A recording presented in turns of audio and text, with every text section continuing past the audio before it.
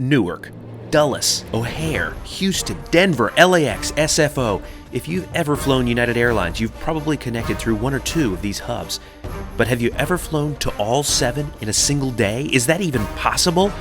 Well, you're about to find out because I'm giving it a try. Join me as we attempt this 19-hour aviation marathon we're calling hub hopping. It's early morning here at Newark. If everything goes according to plan, by about midnight tonight, I'll be in San Francisco, having gone through every single one of United's hubs. Who does this? Well, I'm Jeb Brooks from greenergrass.com, and I am. Join me for this 6-flight adventure. Let's go get checked in. Or rather, try to check in. The kiosk was broken. Mobile boarding pass it is then. But let's face it, that was just the first setback I expected to experience today. I mean, with 6 connections, 6 airplanes, 6 crews, not to mention 7 airports, plus who knows how many weather systems, a lot could go wrong. But at least I didn't check a bag, so I've got that going for me. This A320 flight will take 46 minutes and leave me with a scheduled hour and 43 minutes to make the connection to Chicago. But the day started off right. Boarding out of Newark was on time. Okay, right now, just stop. Before I even get on this first leg, pause the video and leave a comment below. Do you think I'm gonna make it? Don't fast forward, don't cheat. Do you think I'm gonna make it? Because I don't know. The airport is so much nicer than the Newark of yesteryear. It seems like there's something new every time I visit. That said, no time to explore today. Time to board leg number 1. I was so unsure of whether this was going to work out. I hadn't even booked a hotel room in San Francisco yet. Anyway, I made my way back to my seat, 21A. It's in the exit row, which meant plenty of legroom for the short flight. We only got up to 18,000 feet. Let's go hub hopping. I'm going to try to see them all, but let me know in the comments, what's the best and what's the worst United hub? We'd like to welcome you aboard our flight down to Dulles today. Flight time once we get airborne is 50 minutes, so that's 50 minutes.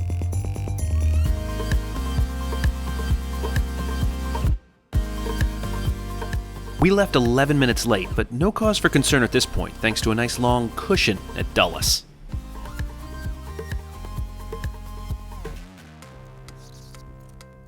This is one of those flights that felt so fast, almost like it was over before it even began. We arrived about 20 minutes early. The first flight of the day usually carries the least stress. That's 1 leg down, 5 more to go. Newark may have been the origin of my very first international flight, but it's here at Dulles that I have so many great memories. I love this airport.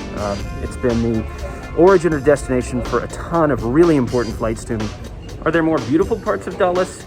You betcha. I just don't have time to check them out today. It'd be nice to show you the international terminal, that kind of thing, but there's just not time. Why take a non-stop when you can go hub hopping? Planes on approach should be here in about 15 minutes or so. This next connection in Chicago is pretty tight. I think I've only got like 40 minutes between landing and boarding. So hopefully it runs as smoothly as the last one. Time will tell. This 737 MAX 9 would take an hour and 35 minutes to reach Chicago. If it's on time, I will have the shortest connection of the trip. This thing better run smoothly. Chicago's my tightest connection, so fingers crossed everything goes according to plan. Let's get on board. Although my seat for this leg was 5A, I sat in 5F until its rightful owner corrected my mistake and I switched. Once we are airborne, our flight time is 1 hour and 35 minutes. There is going to be some weather moving into the Chicago area. We should beat that. It'll impact the rest of the next couple hours after we get there, but our flight should be fine. Weather that would impact Chicago for the next couple of hours? That's not good when you're trying to make a handful more connections. But wait, that's not all. Air traffic control, in an effort to slow the flow into Chicago's incredibly busy airspace, put us in a penalty box for another 10 minutes. This was not helping me sit back, relax, or enjoy my flights.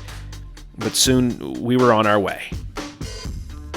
We left 23 minutes behind schedule. Now, I was worried, but I kept an eye on the United app, which seemed to indicate that my next airplane was dealing with a similar delay. Now, since United does not have seatback screens, I opened up the tray table and my iPad to distract myself.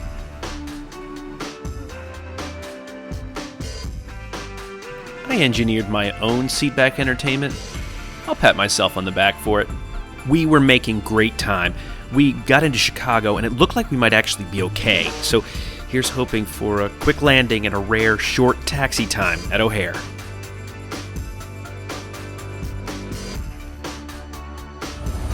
Okay, second leg, check. Third airport, check. Next stop, gate B12, I think, for the third. So let's hope that Houston's on time. Let's head over there. I love this airport. It is so beautiful. Plus, little known fact, this is where Suzanne and I got engaged over at Baggage Claim 2. This place is bustling. If you haven't met Suzanne, she is the creative director and genius behind pretty much everything I do, including booking and arranging this trip. She thought it was a great idea, especially when she found out she didn't have to come. This 737-900 needs 2 hours to get us down to Houston. They'll serve lunch on this leg, and if it's on time, I'll have a hair over an hour to connect to my flight to Denver. We've got about 10 minutes before boarding, so I made it, which is good, but I wanted to take just a minute and say a couple of things. First of all, I don't really recommend this. This is a pretty anxiety-inducing experience. I'm enjoying it, don't get me wrong. But secondly, I had to ticket this thing with 2 tickets. For some reason, United wouldn't let me buy it as one long multi-city trip. Instead, I had to book this segment through to Houston and then a second set of 3 cities all the way out to SFO. So hopefully I get it Houston. It looks like everything should be on time here. So keep your fingers crossed. Let's head south. Boarding was on time, and I made my way to my seat. Again, it was 5A, only this time I sat in the correct 5A. Anyway, flight attendants seem to be having a hard time getting passengers to sit down on this flight. The agent is on board the aircraft preparing to close the main cabin door. As soon as we get everybody in those seats, we'll be ready for our departure. We ask that you take your seats for us as quickly as we can. Once again, we're now waiting to close the main cabin door. If we can have everybody be seated as quickly as possible, we'd appreciate it. Come on, people, we need every second here. Between that slow boarding process and a really long taxi route at O'Hare, we left 25 minutes late. But wait, there was more. It looked like weather was coming into Houston. Now, weather is the great equalizer and has derailed plenty of trips. I spent the next 2 hours hoping this would not be one of them. As I mentioned, lunch was served on this leg. I chose the chicken with orzo pasta. The other option was vegetarian enchiladas, and don't worry, you'll see those later. The food was filling and flavorful, and while it's not something I'd pick in a restaurant on the ground, I was grateful to have it here in the air. There's no time for lunch in an airport today. As we made our way closer to Houston, the clouds began to get bigger. And by the time we were on our final approach into Houston, we literally threaded a needle through this massive storm. And we touched down 3 minutes early. There was only one airplane that landed behind us before everybody, including the 777 that was supposed to take me to Denver, entered holding patterns. Leg 3, check. Airport 4, check. Now let's find a flight to Denver. This is the United hub with which I am the least familiar, so I really don't know my way around, having to sort of figure it out. Look, my 777 for Denver is currently in a holding pattern somewhere northeast of the airport, so hopefully that comes down soon and we can get on our way. I'd arrived into Terminal C, but my flight was leaving from E, so that meant hopping upstairs, getting on a train, taking a short ride, and making my way over to our gate. Looks like my 777 is on final approach now into Houston. The other good news is that the flight I've got on to LA from Denver is coming out of Kalispell. It's also delayed. Again, weather the great equalizer. Speaking of weather, whether or not I make this all work is still a mystery. I wish. No clubs on this hub-hopping adventure. Finally got to the gate, only to find out for sure what I already knew to be the case. The flight's delayed. We're supposed to get into Denver at 6:41, which should be enough time for me, but it's going to be really tight. And it was about then that I looked across the hallway and noticed a flight that looked pretty appealing. But that's not hub-hopping. Can't be the only one who hates not being able to see the airplane. That's the view of the airplane right there. So here's one that looks kind of similar. Another 777 in the Star Alliance livery. Let's take a look. We all just stood around waiting until about 40 minutes late, we started boarding. Now, if we arrived at about 6:50, as I expected, I'd have 20 minutes before the LAX flight would depart. No matter what happened, this was going to be my first mad dash through an airport. I was going to have to run, but I'll think about that later. For now, I'm going to settle into this fully lie-flat seat. What a treat on this scheduled 2-hour, 18-minute flight. It's good to be on board, but I still don't know if I'm going to make it. No announcements from the pilots before this departure, but I had my eyes glued to the app and my watch.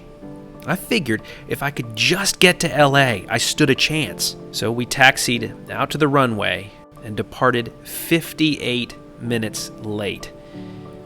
I had 20 minutes to get from one terminal to another when we arrived in Denver, but there wasn't a thing I could do about that now. So I just relaxed and took in these views. Now, those weather delays can really produce some beautiful skies. Dinner was served on this leg, so in the interest of diversifying what's on your screen, here are those enchiladas. Looks like I'm going to have about 20 minutes to make the connection to LA, so a lot rides on my ability to run through the Denver airport. I'm feeling optimistic. I'm feeling like this could happen. I think we might be able to get all of the United hubs in one day. I hope I didn't just jinx myself. And of course I did.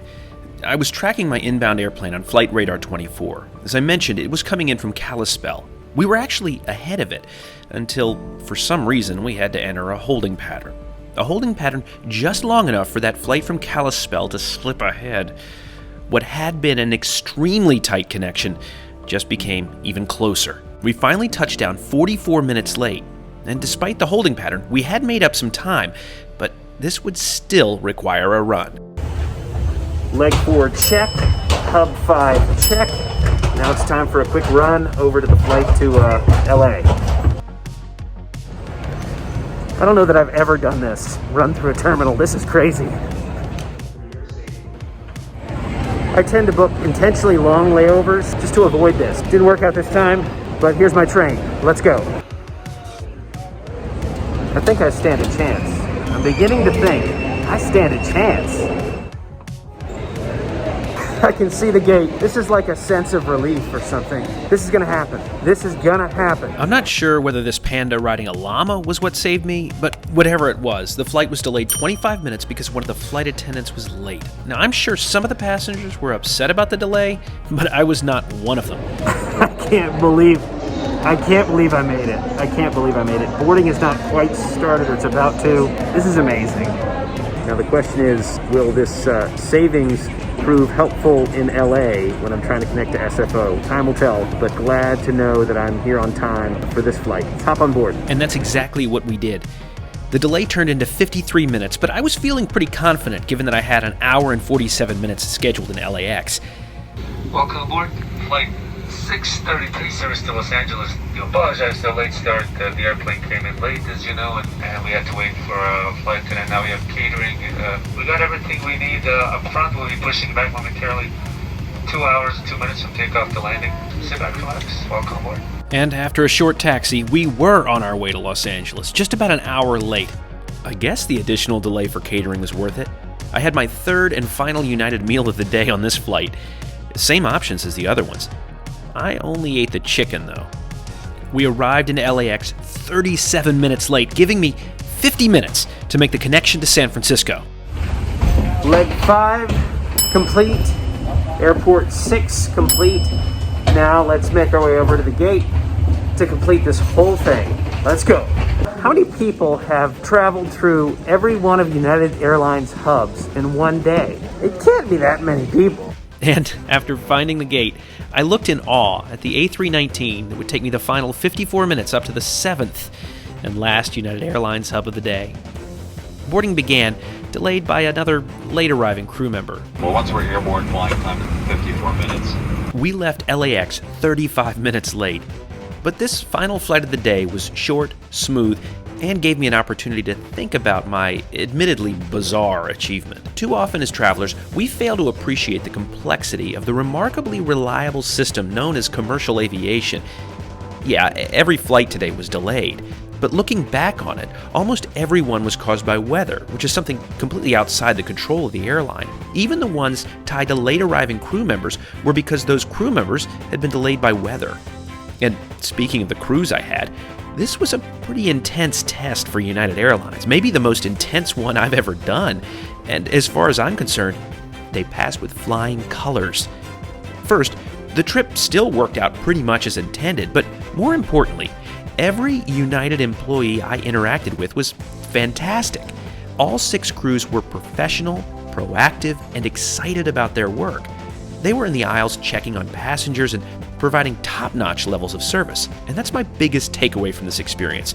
When you think about the sheer number of variables that have to go right for even a single flight to run smoothly, it certainly gives you pause. And the next time you're facing a tight connection, just think to yourself, at least it's not 5. Despite all of the suspense and anxiety, we landed in San Francisco only 14 minutes late, exactly 19 hours and 3 minutes after I left Newark.